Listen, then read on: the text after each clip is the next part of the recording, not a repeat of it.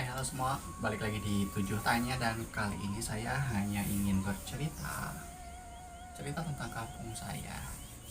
Karena semakin banyak orang yang pergi jauh dari kampungnya, semakin jauh dari tempat dia lahir, semakin lupa di mana kampungnya, lalu bagaimana dia dibesarkan di kampungnya, dan kebiasaan-kebiasaan yang biasa terjadi di kampungnya. Nah, inilah cerita kampung saya. Cekas.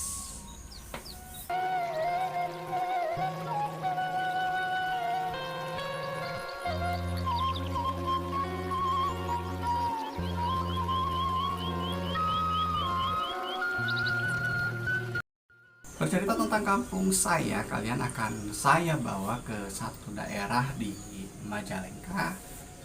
Dan tentunya setiap kampung punya kebiasaan-kebiasaan masing-masing, punya cerita masing-masing. Dan kita mulai ceritanya dari awal pagi-pagi ya.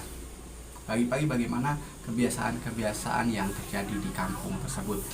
Nah, di kampung saya setiap pagi itu kita mulai dari jelang subuh ya. Jelang subuh itu ada yang namanya tahrim. Entah di daerah kalian namanya apa, itu biasanya aki-aki. Jarang anak muda ya, aki-aki yang udah membunyikan speaker di musola, atau di daerah saya itu dinamakan tajub. Di daerah kalian apa entah. Jadi di musola itu sudah ada tahrim, semacam baca-bacaan apa gitu ya, untuk membangunkan orang-orang yang lagi tertidur, untuk entah itu sholat di sepertiga akhir malam atau juga ya jelang subuh tadi. Biasanya seperti ini: alhamdulillah, alhamdulillahilladzi ahyana ba'da ma amatana wa ilaihin nusur gitu. Setelah itu pastinya adzan subuh ya. Adzan subuh itu udah pasti, karena mayoritas di kampung saya pastinya muslim. Jadi adzan subuh. Nah, terus setelah adzan subuh biasanya kalau di daerah saya, karena kebanyakan Nahdien ya, Nahdlatul Ulama gitu kan, jadi NU, jadi terbiasa dengan budaya pujian. Yang paling ini nih, yang paling saya ingat nih: Robbana ya Robbana Dolamna anfusana. Nah, nadanya pasti seperti itu, dan lebih mendayu-dayu lagi karena yang melantunkan itu aki-aki. Bagaimana mereka entah menghayati atau memang ingat mati.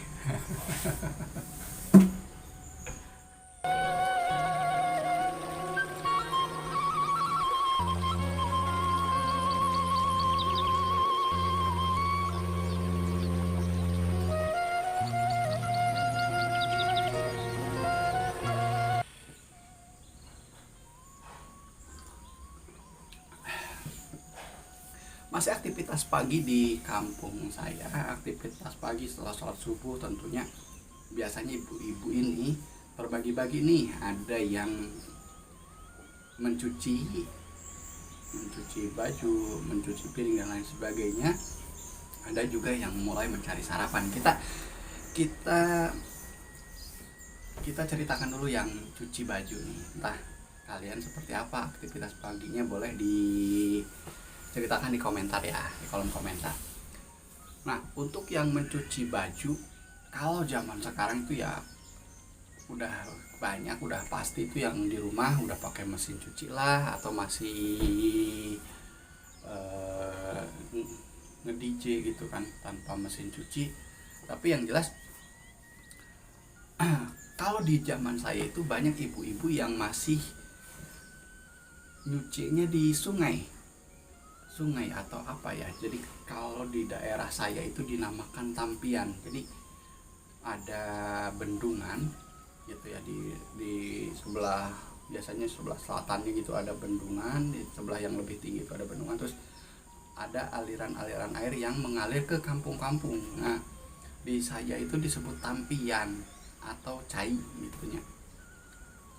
Nah, biasanya si cai ini atau tampian ini di tiap titik-titik tempat orang nyuci itu dinamai dengan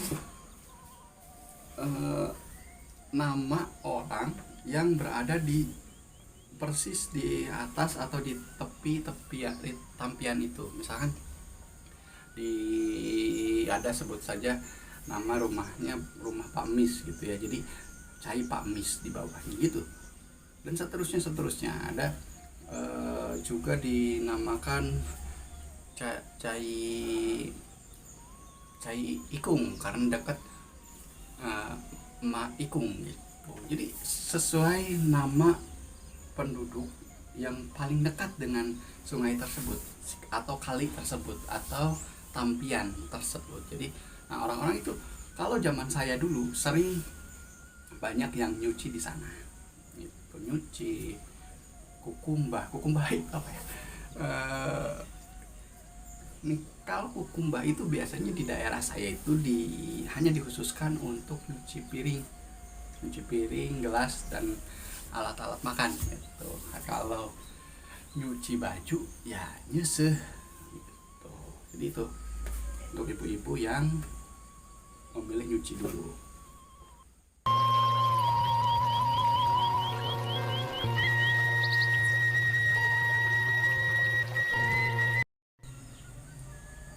Ya, ada satu fakta menarik untuk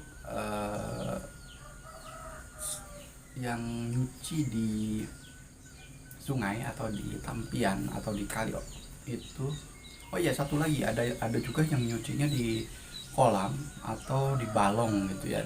Saya di balong yang memang sengaja dibikin biasanya swadaya masyarakat sana untuk memang mencuci itu di sana.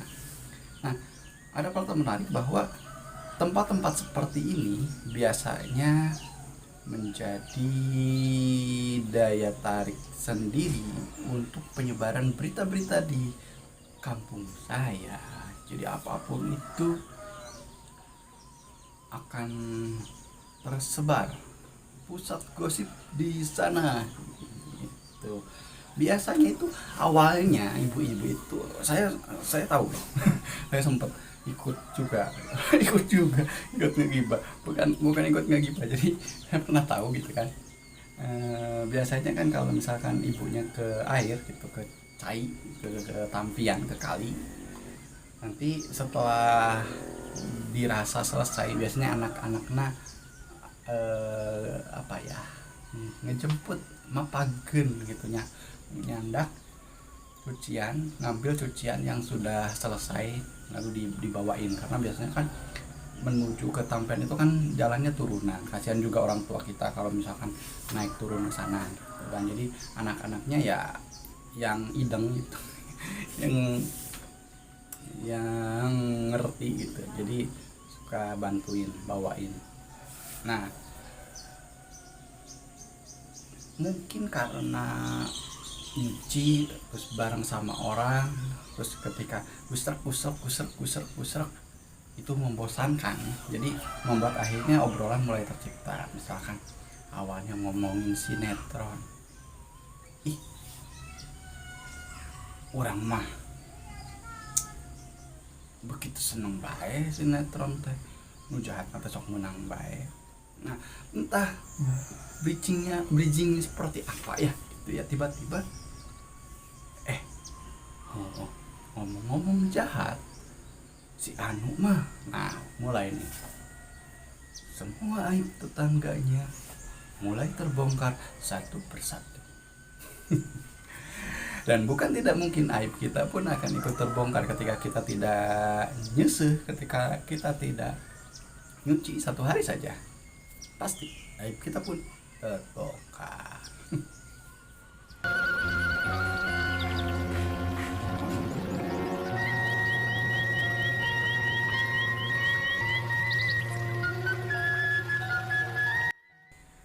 Selain tadi ibu-ibu yang nyuci, biasanya mereka sudah menyediakan kopi untuk suaminya gitu. Ayo ngopi dulu. Selain tadi ibu-ibu yang nyuci, ada juga ibu-ibu yang langsung mencari sarapan. Biasanya menu-menu khas untuk sarapan pagi di kampung saya itu ya banyak, terutama ya nasi uduk, terus juga nasi kuning. Tahu ya pasti ya, kalau nasi uduk nasi kuning pasti tahu. Terus juga kalau misalkan produksi rumahannya di kita itu di kampung saya, entah di kampung kalian seperti apa. Di kampung saya itu kalau misalkan produk rumahannya ya ada yang sarapannya bikin nasi goreng. Jadi kalau biasanya tukang nasi goreng itu sore sampai malam hari, kalau di rumah-rumah itu sudah nggak heran ketika pagi-pagi udah ada nasi goreng gitu. Sudah pisannya. Jadi nasi goreng itu, konsep nasi goreng rumahan itu ya pokoknya nasi sisa semalam, bukan sengaja nanak nasi dulu terus digoreng, bukan, tapi sisa semalam berapapun. Wah, kalau misalnya masih banyak nih sisa kemarin, ya itu lebih baik karena bisa mencukupi seluruh anggota keluarga. Nah, sisanya beli. Tadi ada nasi uduk, ada nasi kuning, ada juga geblog, kalau kalian tahu ya. Nanti mungkin dimunculkan gambarnya. Geblog, terus juga makanan-makanan pagi itu sorabi, terus juga oh iya, ada yang tahu takoah. Nah, takoah itu kalau di daerah kalian apa, kupat tahu, semacam itu. Pokoknya ada di daerah saya namanya takoah. Nanti kalau misalkan komennya banyak tentang takoah ini, kita bahas apa itu takoah. Terus juga apa ya, kalau di sarapan itu bubur ayam juga ada. Nah, biasanya para pedagang ini terpusat di satu lokasi begitu, biasanya di pinggir-pinggir jalan atau juga di rumah-rumah warga. Jadi misalkan beli nasi uduk binining, beli bubur coco dan lain sebagainya gitu. Jadi itu tergantung orangnya. Dan berikutnya pasti kalau di saya itu ada gorengannya. Pagi-pagi itu ada gorengan nih, berminyak nih, bahkan gorengan. Gorengannya ya macam-macam lagi, ada tempe. Oh iya, di kalian bakwan disebut apa? Hah? Cipeng. Oh iya, di daerah saya ada juga yang nyebutnya cipeng, ada yang nyebut cipeng itu kenapa ya, aci gepeng gitu ya, atau apa. Terus juga ada yang menyebutnya bakwan, ada yang menyebutnya pia-pia. Ini pia-pia, kenapa pia-pia? Pia-pia, ada yang menyebutnya bala-bala gitu. Di kamu apa? Apa sebutan bakwan di kamu? Nah, kalau dari sejarah bakwannya sendiri, wah janganlah, nanti itu. Oke. Itu gorengan itu setelah sarapan. Oh iya, itu di daerah saya menu-menu. Oh iya, di daerah saya juga ada yang sarapannya bubur kacang itu, bubur kacang hijau, kacang hitam, ketan gitu ya. Nah, yang agak unik nih, walaupun itu bubur ketan gitu ya, ketan hitam, kadang karena yang terkenalnya bubur kacang hijau aja ya udah bubur kacang, padahal bubur ketan gitu. Aneh ya. Terus juga apa ya, udah jelas bubur sop udah pasti itu. Nah, ada juga kebiasaan yang memang kurang baik ya gitu ya, biar simple biasanya itu sarapan aja udah mie instan. Ada loh, saya ngalamin misalkan pagi sarapan udah mie instan, nanti siangnya makan nasi pakai mie instan tuh. Naon di Sanguan. Di Sunda itu seperti itu. Nah, bukan Sunda semua sih, di daerah saya gitu kan. Nah, terus apalagi sarapan, jadi biasanya ibu-ibunya atau nyuruh anaknya beli gitu ya ke warung, entah itu nasi uduk dan lain sebagainya. Nah, ketika ibu-ibunya nyuci atau beli sarapan gitu, anak-anaknya ya macam-macam lagi, ada yang masih tidur lagi gitu. Ada yang masih tidur, memang masih tidur aja gitu. Ada yang biasanya nonton TV. Kalau dulu sih, kalau zaman saya sih biasanya nonton TV. Dan kalau saya sih sukanya ya liputan 6 gitu, berita. Kalau yang lain saya kurang paham juga, saya kurang begitu mengikuti tontonan TV sih memang gitu. Apalagi sekarang ya, anak-anak sekarang mah mungkin ya nonton YouTube dan lain sebagainya gitu. Anak-anaknya membantu ibu, membantu orang tua, saya rasa itu cuma ada di nyanyian dan ada di pelajaran-pelajaran TK atau SD gitu. Ya biasanya yang sibuk ya orang tuanya, terutama ibunya. Kalau di kampung saya, anak-anaknya ya malas-malesan, bahkan mandi aja nunggu disuruh, biasanya seperti itu. Kalian seperti apa? Apakah rajin seperti yang dinyanyikan, bangun tidurku terus makan mandi? Apakah seperti itu? Saya yakin enggak gitu. Terus setelah itu ya aktivitas pada umumnya, laki-lakinya yang bekerja ada yang ke sawah, ada yang ke ladang, ada yang di daerah saya itu kebanyakan ya macam-macam sih. Sekarang udah lebih majemuk ya. Jadi petaninya ada, penganggurannya juga ada. Saya juga pengangguran. Nanti saya ceritakan pekerjaan-pekerjaan apa saja yang paling hits di kampung saya gitu, tetap di cerita kampung saya, Cekas.